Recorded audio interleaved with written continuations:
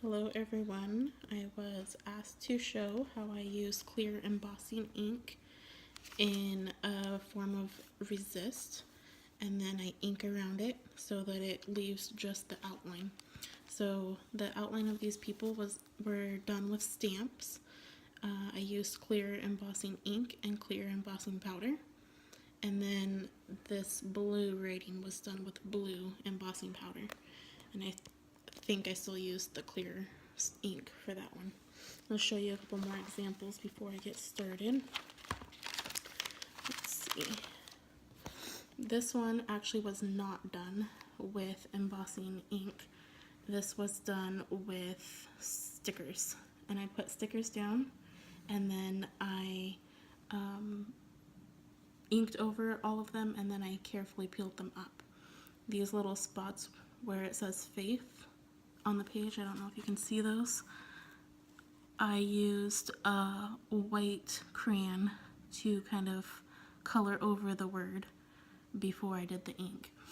And so it kind of protected that spot from taking as much ink as the rest of the page. So just wanted to give another example of how the same look can be done.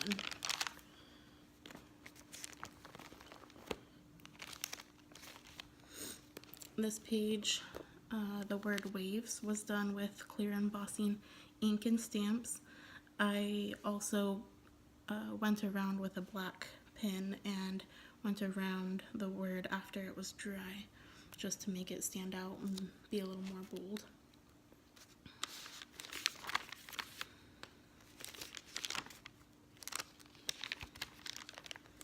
This one, the outline of the heart and the bubbles and the splashes, was done with clear as well. I have a clear ink pad, and I also have clear pen with the same sort of ink. So I use this when I'm using stamps, and then I have these pens that is embossing ink. The white one is clear, and then the black one is black.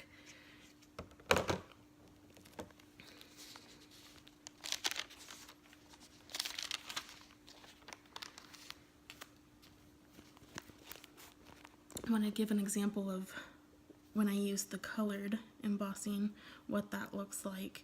This was done with a stamp and colored embossing powder. And I kind of have a kit of all sorts of colors, and a little bit goes a long way, so this kit will last quite a while, especially since I tend to use clear the most.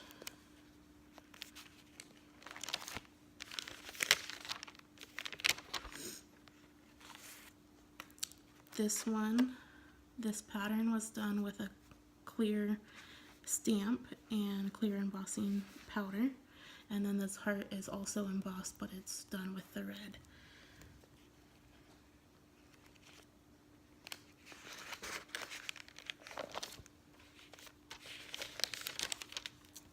This one, the words, I don't know if you can see them very well, the names of God were done with stamps and clear, and then I went over it with distress ink to kind of form the background around it.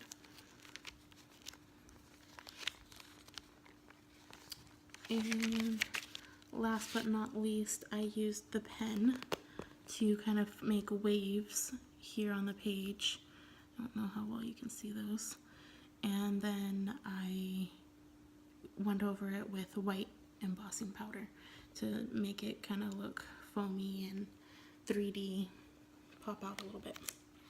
So those are some of my pages I've done with embossing ink. I have a page in my old Bible here ready to go. This one is falling apart, but I still like to practice different techniques on it. Make sure that I know what I'm doing before I put it in my other Bible. And this one has had a real rough life. It lasted for 4 years of Bible college, so it definitely got its use. This page I have already prepped with gesso. I really don't like the way the technique looks unless it's been prepped with gesso first. If you do it on a regular page without the gesso, it seems like the ink kind of soaks into the page a little bit more, and I just don't like the way it looks. It kind of makes the page look wet, and it doesn't change when it dries. It still has that kind of off-colored wet look. So this one I definitely like to use the gesso first, and also I tend to use a lot of really heavy distress inks, so the gesso also protects the page and hopefully keeps it from bleeding through as much. So like I said, that one's already prepped. I am going to use a stamp in the clear pad. It's a pretty big stamp, so I'm going to put the ink onto the stamp instead of the stamp onto the ink. And you want to be pretty generous with it, but you also want to move fairly quickly because the whole point of this is to get the powder onto the page before the ink dries.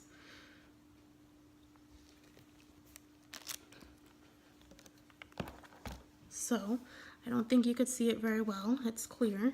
I can't even see it very well, but I'm using clear powder, and I'm gonna pour it on to that ink that I just put on the page.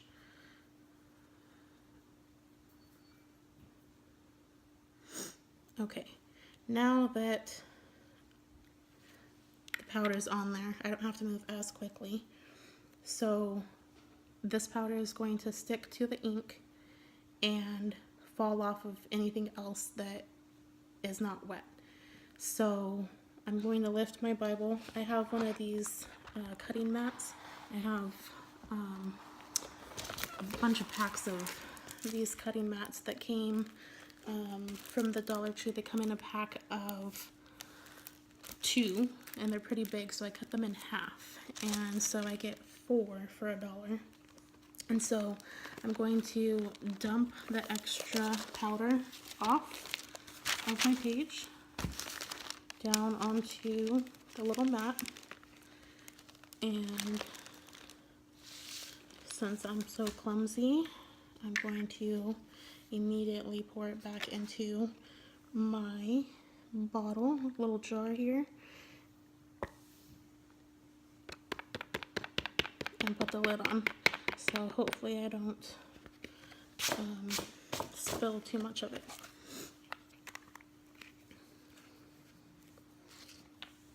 Okay. I don't know how well you can see it. I can't see it very well, but there's a fine powder outlining the spot where the stamp was.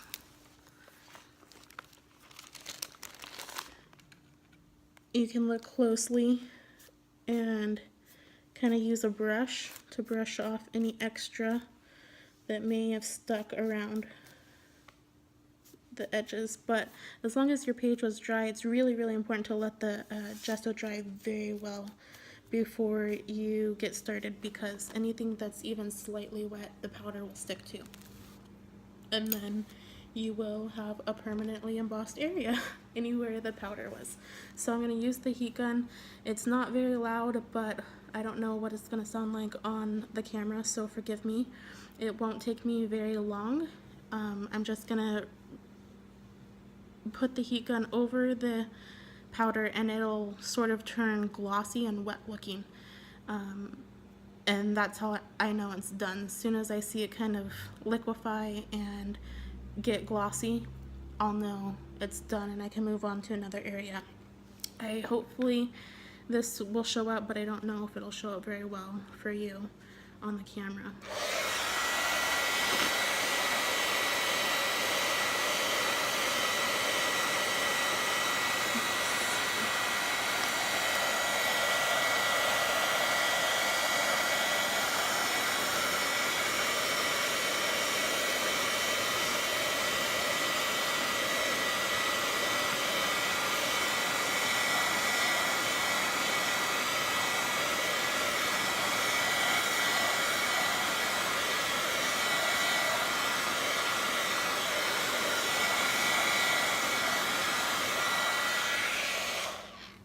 Okay. Looks like it's all been embossed now. If you guys end up not being able to see this very well, just let me know and I can redo it with a colored. And it's the same technique and I'll just use a colored powder. But hopefully the technique is there. It is really raised, so hopefully you can see that. And then I grab my distress inks and I just kind of dab around it. I really love distress inks. I have a couple different sets of them. They are fabulous for Bible journaling because they make a really cool background. You don't need a whole lot, and I really like to still be able to read my words through my page, so I like the distress inks because even after several colors and layers, you can still see the words through. They blend really nicely and there's a ton of really pretty colors. So I just kind of dab it on my page all over the spot that I just embossed.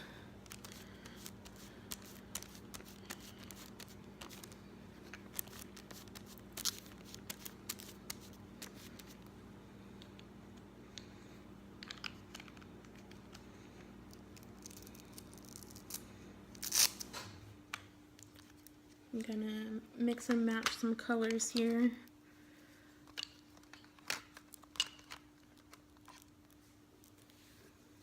And my fingers still have paint from the last tutorial that I just did a video of. Now they have ink all over them, so forgive me for that, but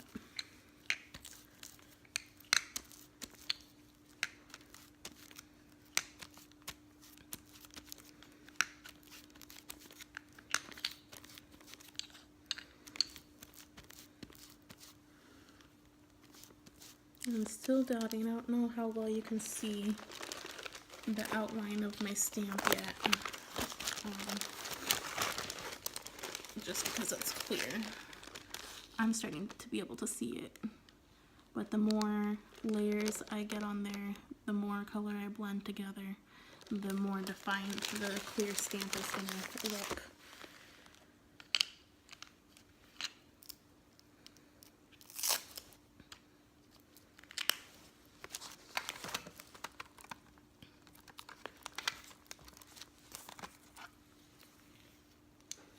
So forgive me for the weird angles. I'm doing this in a spot I don't usually do it, just because I thought the lighting would be better.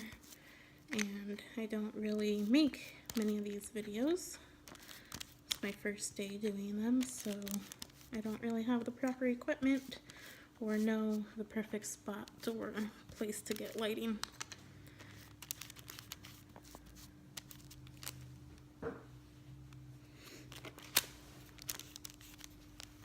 I love elephants. I lived in Thailand for a while, and ever since then, I just fell in love with elephants. And this little guy is so cute. Can you see that, hopefully?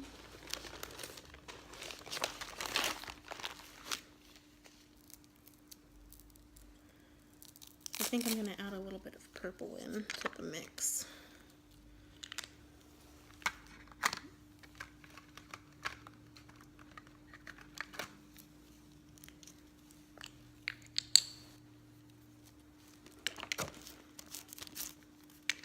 See, these colors just blend so beautifully together.